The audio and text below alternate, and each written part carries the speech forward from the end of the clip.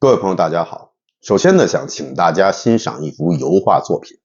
这幅作品呢是出自于19世纪英国著名画家威廉·霍尔姆斯·沙利文。作品的名称叫《凯撒之死》，描写的是凯撒在元老院遇刺时的情景。在这场刺杀行动中，元老院中几乎每个元老都手持利刃冲向了凯撒，最后凯撒是身中2-3刀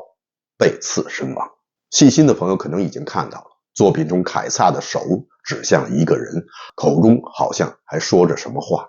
那么他手指向的到底是谁？口中所说的他最后的遗言又是什么呢？这个呢我们一会儿再聊。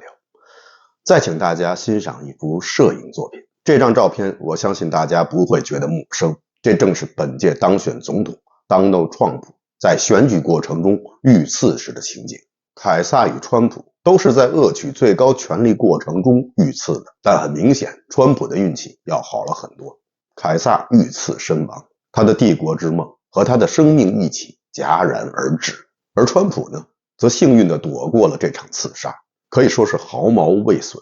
而且这次刺杀对他以后的选举又起到了很好的正面推进作用，最终川普成功当选总统，而且他不仅赢得了总统选举，还获得了参议院、众议院和最高法院的多数，由此川普也就成为了美国历史上权力最大的总统。我们再回过头来看凯撒，凯撒遇刺的时候，他的权力也几乎达到了前无古人的程度，凯撒也最终成了罗马从一个共和国转化为一个帝国这一过程中的关键人物，所以我们通常称其为凯撒大帝，虽然他从来没有自称为皇帝。川普是美国的总统，而美国在200多年前建国之初，他的国父们的政治期许就是要建立共和制，将久已逝去的罗马共和制带回来。所以罗马共和国中的凯撒与将来美国最有权势的总统自然也就有了一定的相似性。这种相似性并不是巧合，而是其中存在着内在的逻辑关系。凯撒最终成了罗马共和制的掘墓人。那么川普呢？很明显，现在就预测川普将把美国带向何处，不管怎么说都是言之过早了。而且这也并不是我们这个频道所要讨论的问题，我们还是做我们擅长的事情，回到历史中去。有人说历史不会重复，但有时它却很押韵。那么川普与凯撒是不是相隔2000多年，两个默然暗合的韵脚呢？关于川普大家已经很熟悉了，他性格鲜明，行事也经常是特立独行，他的这一风格也使他的支持者和反对者变得泾渭分明。在这里呢，我并不想对川普这个人做一个价值判断，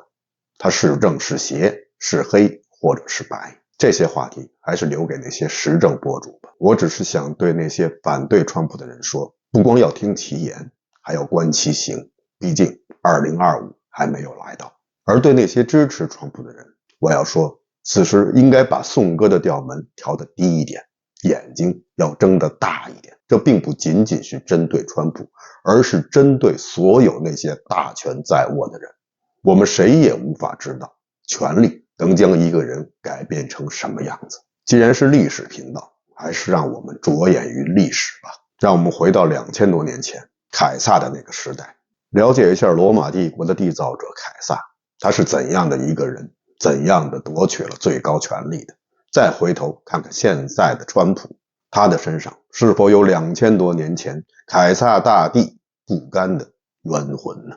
凯撒呢是出生于公元前100年的7月，去世于公元前44年的3月15日。按照中国历史来算的话，他基本上可以算是汉武帝到汉元帝之间的人物。凯撒出身于贵族，他也一直在做着贵族应该做的事情，但最终他却背叛了自己的阶级，成了平民阶层的代言人。也正是因为有了平民的支持，他才最终夺取了最高的权力。这一点呢，和川普颇有相似之处。川普本人是一名富豪，算是在美国的精英人物，但他却成了美国工薪阶层的代言人。也正是因为有了这样的忠实的支持者，川普才2次被选为总统。那么凯撒又是如何得到了那些平民的支持呢？凯撒所处的年代，罗马共和体制已经是摇摇欲坠。在他27岁的时候，罗马共和国境内就爆发了声势浩大的奴隶起义，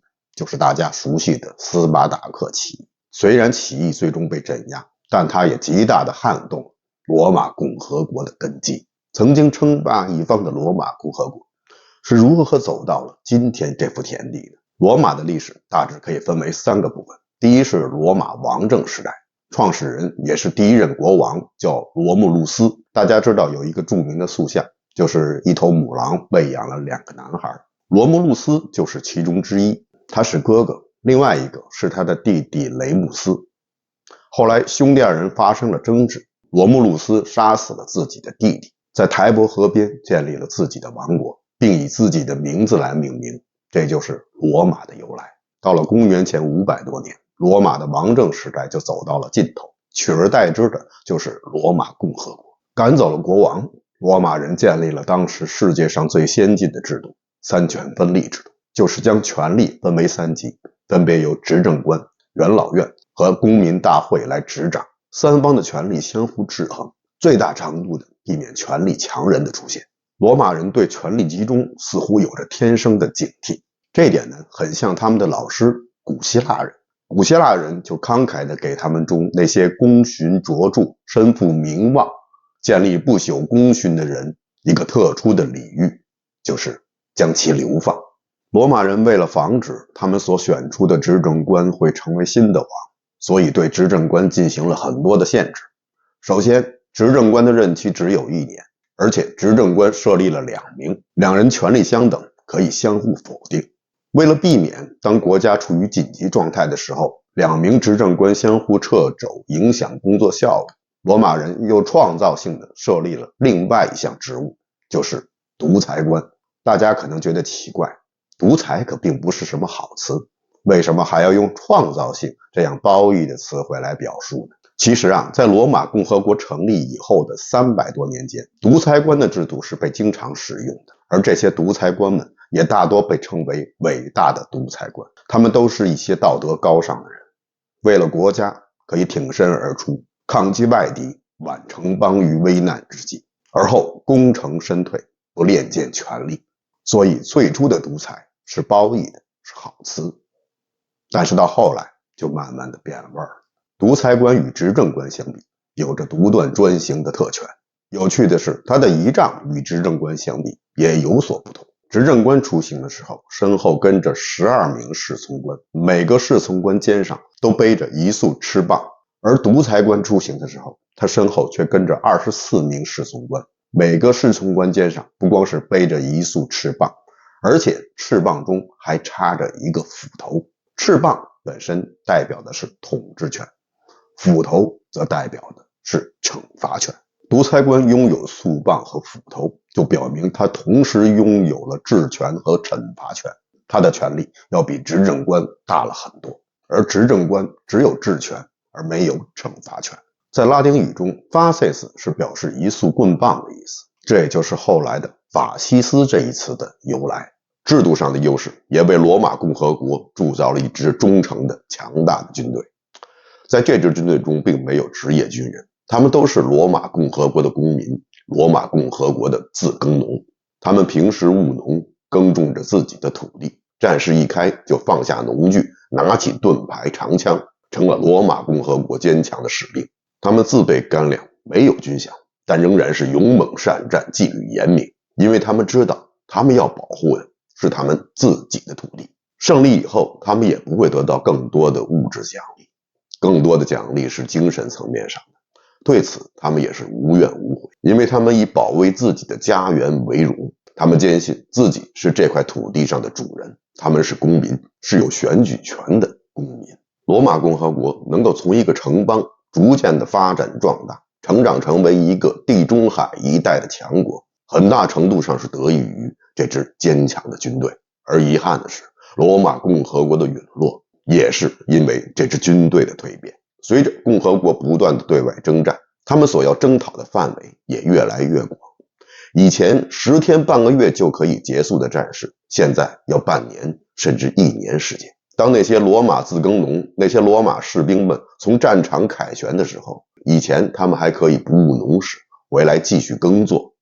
而现在半年1年以后回到家园，他们的土地已经荒芜了，因为没有粮食的产出，他的家庭变得负债累累，到最后他们不得不变卖掉自己的土地，流浪到罗马城，凭着那些低微的福利勉强糊口。到最后的结果是，你越有爱国热情，愿意为国作战，你的家庭就会败坏的越迅速，这无疑会大大的影响军队的战斗力。特别是在布匿之战以后，布匿之战就是罗马人与迦太基人之间发生的战争，大家熟悉的汉尼拔就是布匿之战中迦太基人的英雄。说起来也很有意思，布匿之战是爆发于公元前264年，而在2年以后，在世界的东方也同样爆发了一场国与国之间的大战，这就是战国时期的长平之战。长平之战打了将近3年，这应该是时间跨度比较长的战争了。但是和布匿之战相比，长平之战只能算是速战速决。布匿战争前后打了110多年，甚至应该说更久，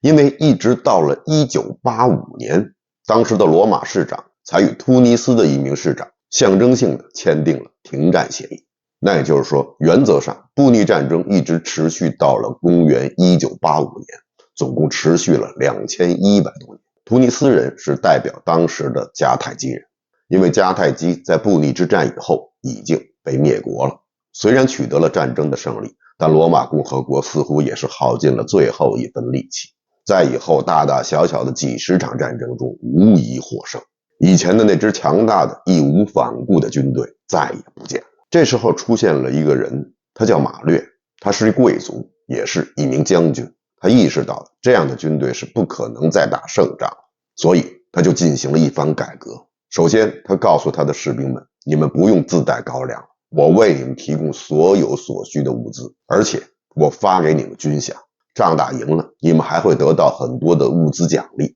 包括土地，能够没有后顾之忧，战后又能分得大片的土地。这使得更多的罗马人加入了马略的军队，而此时这些罗马人所效忠的就不再是以前的那个罗马共和国了，而是给他们钱、给他们土地的马略。这样，罗马共和国的军队就已经蜕变成了马略的私人武装。其他的贵族见状也纷纷的效仿，这样罗马共和国的权力就落到了那些手握重兵的贵族军阀手里，而这些也都严重威胁到了罗马共和国三权分立的体制。这些贵族军阀之间为了权力展开了争夺，你方唱罢我登场，先是马略，后是苏拉，再后来就是我们今天要说的不世出的凯撒。凯撒明显意识到了共和国的症结所在。此时的共和国随着战事的不断向外延伸，越来越多的自耕农罗马公民失去了土地，成了流民。虽然按照共和国的法律规定，那些贵族们也要和平民们一起作战，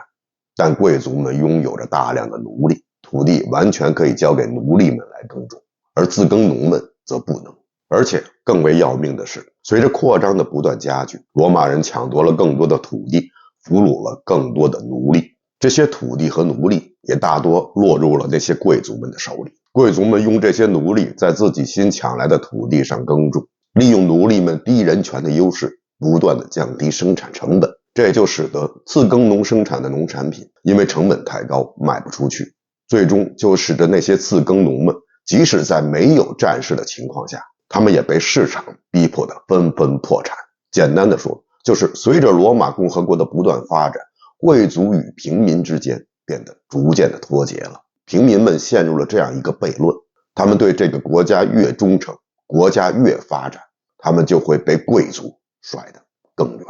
这种情形呢，大家看是不是有点像现如今的美国？美国的中部地区曾经是美国的先发地区，那里培养出了一代又一代的产业工人，也形成了美国社会中一个颇为稳固的阶层，就是工人中产阶级。但随着全球化的发展和美国企业的外迁，原来的美国的先发地区变成了落后地区，那里的工人失去了工作，只能靠一些福利勉强的维持生活。全球化使美国的东西两岸得到了迅速的发展，而且也逐渐拉大了与中部地区，就是俗称的铁锈地带的差距。虽然中部地区的那些工人们已经全方面的落后于东部和西部沿海地区的美国人，但他们有一点和那些地区的人是一样的，就是他们拥有着同样一张选票。当年凯撒注意到了这一点，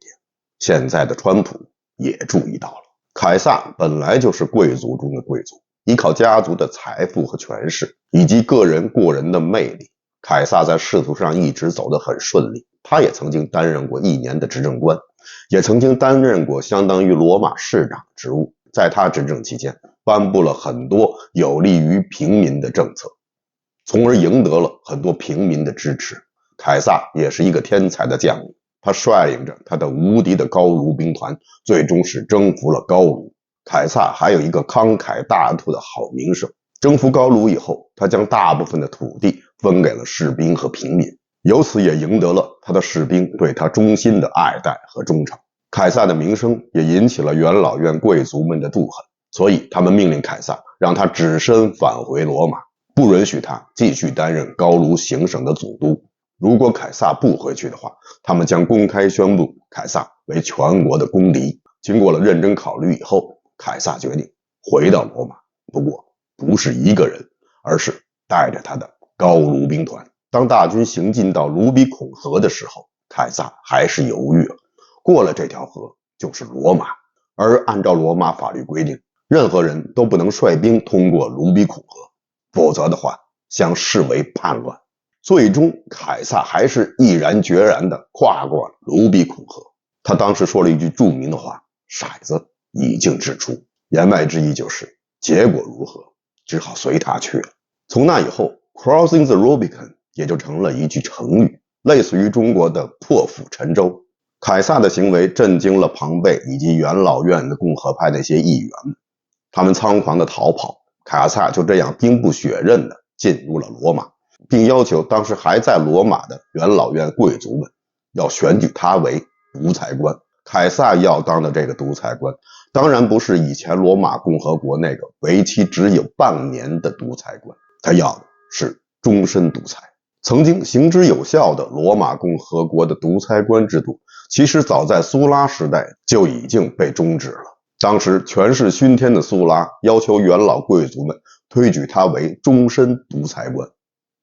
终身独裁官实际上就是王。凯撒自然也是如愿以偿，成为了独裁官以后的凯撒更加的四处对外征讨。他率军攻入了埃及，杀死了托勒密13世，并将他的姐姐克里奥佩托拉收为了自己的情妇。克里奥佩托拉就是埃及艳后，她为凯撒生了一个儿子，这也是凯撒唯一的儿子，叫小凯撒。不过后来被吴大维所杀。凯撒还曾经征讨过本都王国，本都王国是希腊化的波斯人建立的一个王国，他们的统治者自称是伟大的阿奇美尼德家族的后裔。凯撒在征服了本都王国取得胜利以后，他给元老院写了一封信，上面只有3个词：我来，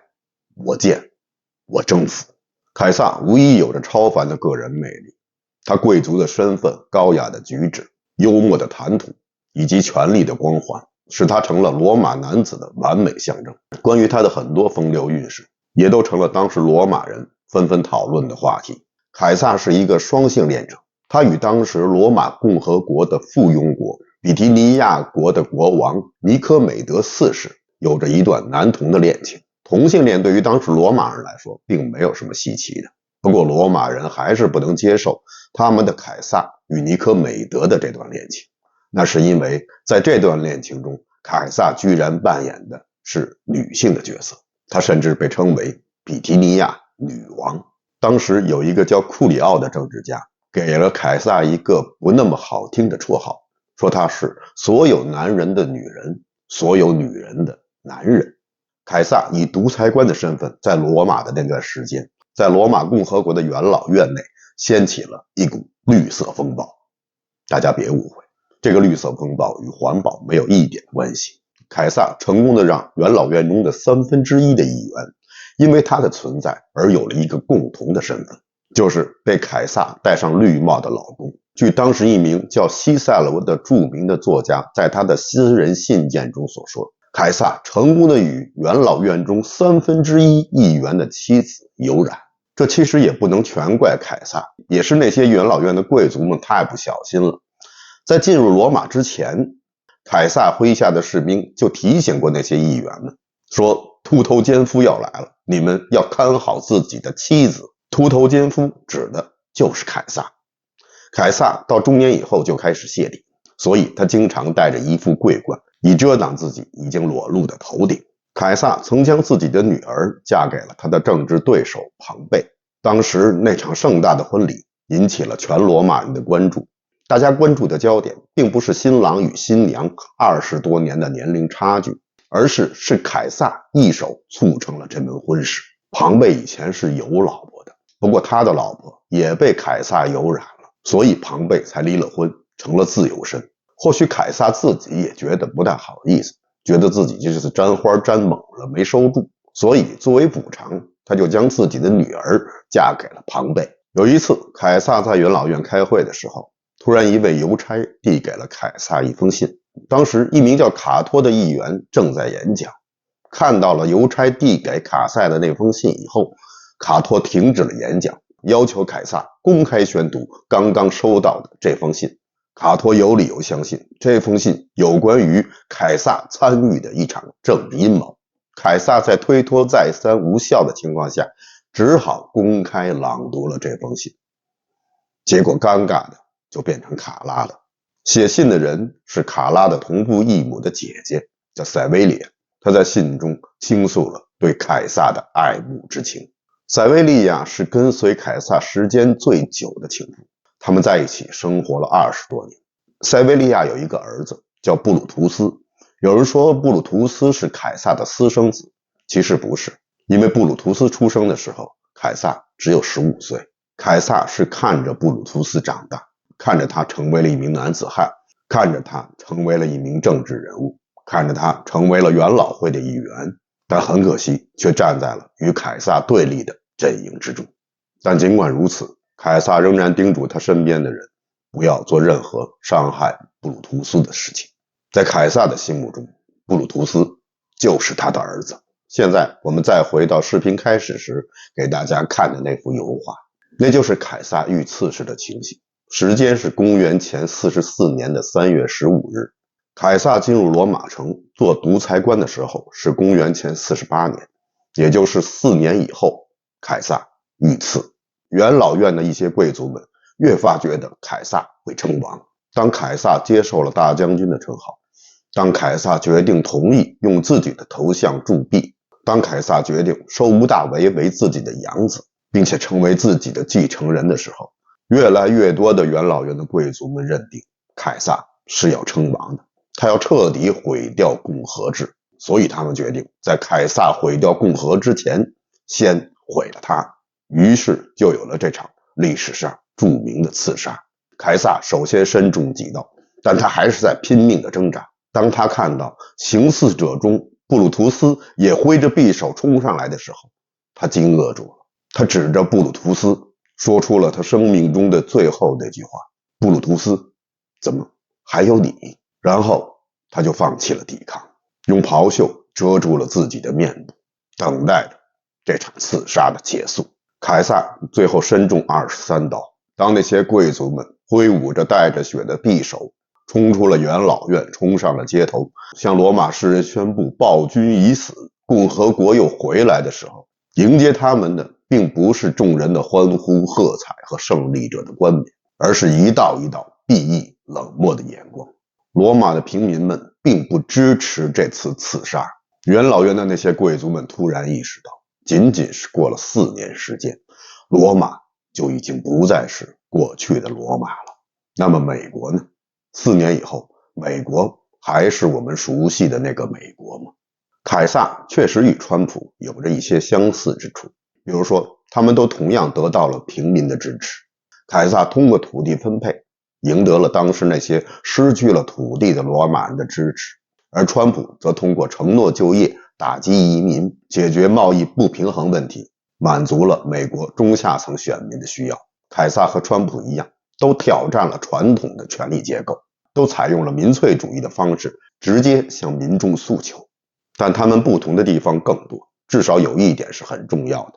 站在卡塞背后的是他的忠诚的高卢兵团，而川普则不可能得到这样的支持。美国也不大可能会走向帝制，现代业已成熟的政治体系不允许有帝制的出现。在中国人的心目中，大一统是个好东西，为此甚至可以牺牲掉个人和小集体的一些利益。而美国的文化中则没有这样的遗传因子，美国的文化受欧洲的影响更深，他们不是很执着于统一的国家，所以即使由于某种原因美国走向分裂，那么在进一步用帝制维系国家的统一和退一步各回各家保境安民之间，大部分的美国人很可能会选择后者。凯撒与川普不过就是相隔2000多年以后一对相同的韵脚，就像车与辙一样，虽然两个字是押韵的，但车就是车，辙就是辙，车是唯一的，而车辙之上却有着其他车辆碾过的痕迹。凯撒终将自己的名字深深地写入了罗马的历史。在一个历史的悖论中，每一个强人的崛起都是希望的象征，也同时隐藏着不确定的风险。一个个体的力量终将无法支撑整个时代的繁荣。英雄主义的背后通常是极端的危险。文明的未来也不应该掌控在某一位的领袖的手中，而应该是由全社会在不断博弈中共同确定的航向。所以我们需要做的不是对某一领袖的狂热拥护，或者对某一理念的极端热忱，而是需要冷静的思考，需要历史的反思。真正的英雄也并非是像凯撒那样是一个独当一面力挽狂澜的人物，而是无数在激进与妥协之间保持理智，在理想和现实之间保持微量平衡的人们。他们才是这场文化暗流中的灯塔，是文明前进过程中的理性之光。好的，以上就是本期节目的全部内容，感谢大家收看，欢迎大家点赞订阅。这里是风下杂谈 Frank， 为你带来有温度的历史。咱们下期节目再见。